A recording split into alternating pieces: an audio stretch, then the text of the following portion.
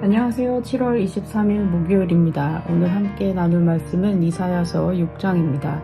세 번역으로 읽겠습니다. 우시아 왕이 죽던 해에 나는 높이 들린 보좌에 앉아 계시는 주님을 배웠는데 그의 옷자락이 성전에 가득 차 있었다. 그분 위로는 스랍들이 서 있었는데 스랍들은 저마다 날개를 6 가지고 있었다. 둘로는 얼굴을 가리고 둘로는 발을 가리고 나머지 둘로는 날고 있었다. 그리고 그들은 큰 소리로 노래를 부르며 화답하였다.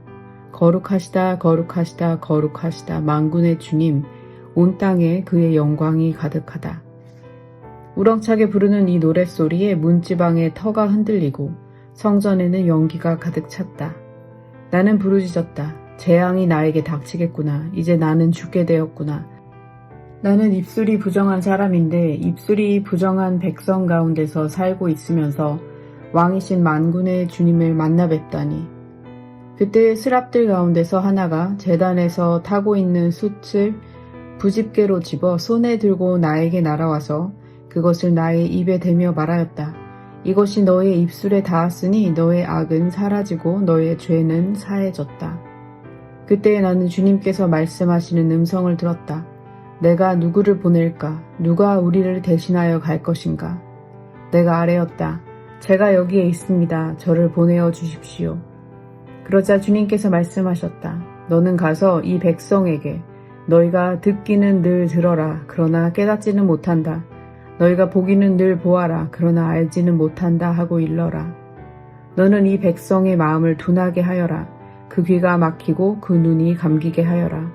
그리하여 그들이 볼 수 없고 들을 수 없고 또 마음으로 깨달을 수 없게 하여라. 그들이 보고 듣고 깨달았다가는 내게로 돌이켜서 고침을 받게 될까 걱정이다. 그때 내가 여쭈었다. 주님, 언제까지 그렇게 하실 것입니까? 그러자 주님께서 대답하셨다. 성읍들이 황폐하여 주민이 없어질 때까지, 사람이 없어서 집마다 빈집이 될 때까지, 밤마다 모두 황무지가 될 때까지, 나 주가 사람들을 먼 나라로 흩어서 이곳 땅이 온통 버려질 때까지 그렇게 하겠다. 주민의 10분의 1이 아직 그곳에 남는다 해도 그들도 다 불에 타 죽을 것이다. 그러나 밤나무나 상수리나무가 잘릴 때에 그루터기는 남듯이 거룩한 씨는 남아서 그 땅에서 그루터기가 될 것이다. 아멘. 오늘 우리가 함께 나눌 이사야서 6장은 기원전 740년경을 배경으로 한다고 합니다. 당시 유다 왕국은 국가적으로 아주 큰 혼란을 겪고 있었습니다.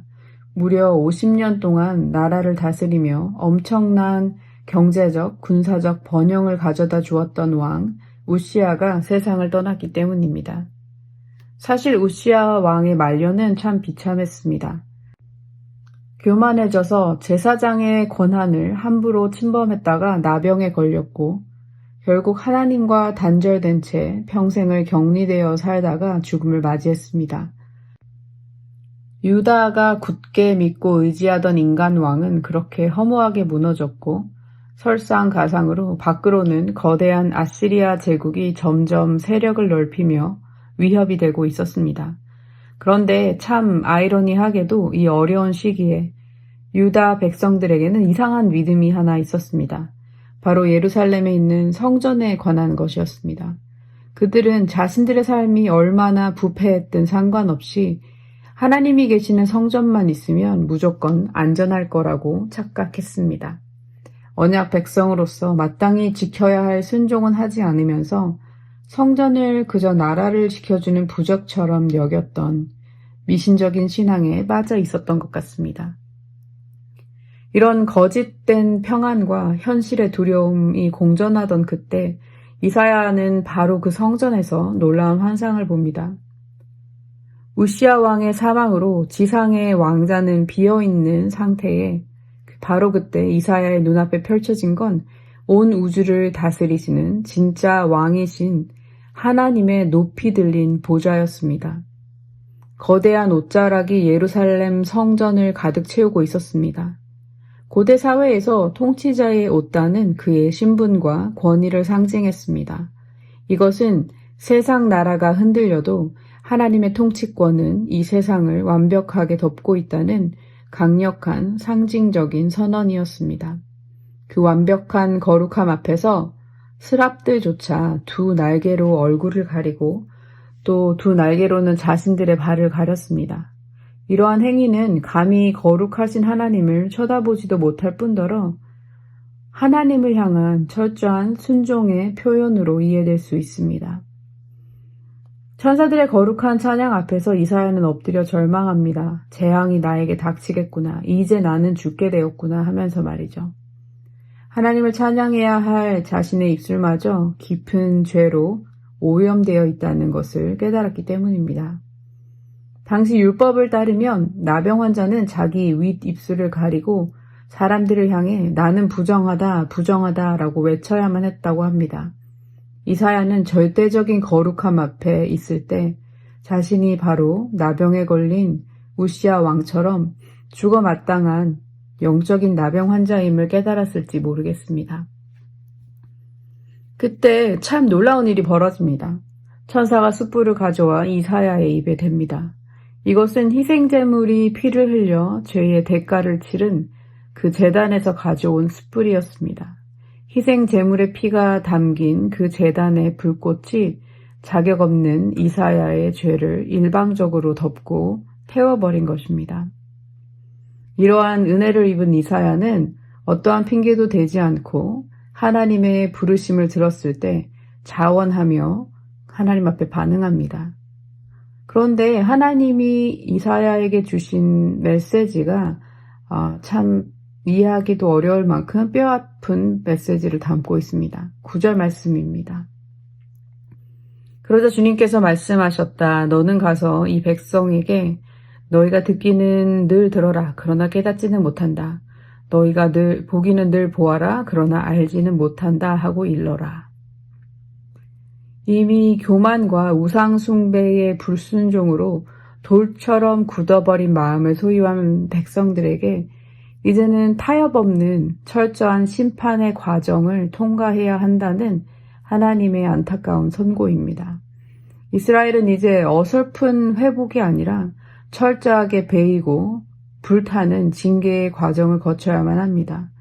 그들은 먼 나라로 흩어지고 그들의 땅은 황무지가 될 것입니다. 이사야 개인에게 임했던 그 불꽃 같은 정결의 과정이 이제 이스라엘 민족 전체의 역사 속에서 심판이라는 이름으로 일어나게 될 것입니다. 하지만 하나님의 진심은 결코 파멸이 아닙니다. 나라가 밑동체에 잘려 나가더라도 하나님은 끝내 생명을 품은 구루터기를 남겨두시겠다고 약속하십니다. 이사야서 6장의 시작은 실패하고 부정한 인간 왕의 죽음이었습니다.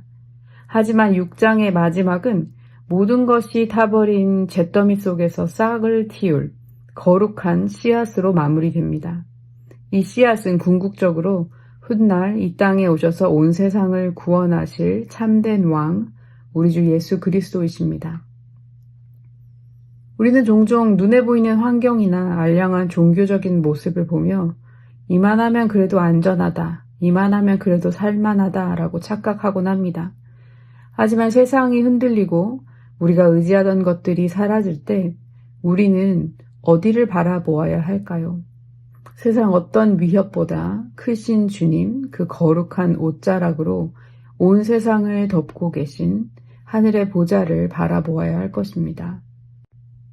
우리 안에 추악한 연약함을 마주할 때마다 제단의 숯불처럼 찾아오셔서 우리를 덮어주시는 십자가의 은혜를 굳게 붙잡아야 합니다. 우리의 현실이 다 베어지고 다 타버린 잿더미 같을지라도 우리 안에 심겨진 예수 그리스도라는 생명의 구루터기는 결코 사라지지 않습니다. 그 소망으로 오늘 하루도 넉넉히 승리하는 하루 되시기를 주님의 이름으로 축복합니다. 이제 나눈 말씀으로 함께 기도하겠습니다. 거룩하신 하나님, 헛된 평안에 기대어 살던 우리의 굳어진 마음을 깨뜨려 주시고 변함없이 온 땅을 다스리시는 주님의 보좌를 바라보게 해주십시오. 거룩하신 주님 앞에 선 우리는 자격 없는 죄인들입니다. 제단의 숯불로 이사야의 입술을 씻어주셨듯이 자격 없는 우리를 십자가의 보혈로 씻어주시고 오직 주님의 길만 따르는 순전한 순종의 마음을 허락해 주십시오. 우리의 의지하는 현실이 다 베어지고 잘려나간 것처럼 척박할지라도 생명의 그루터기로 함께 하시는 예수 그리스도를 굳게 붙들고 오늘 하루도 믿음으로 살아가게 해 주십시오. 우리의 힘이 되시는 우리 주 예수 그리스도의 이름으로 기도드립니다. 아멘.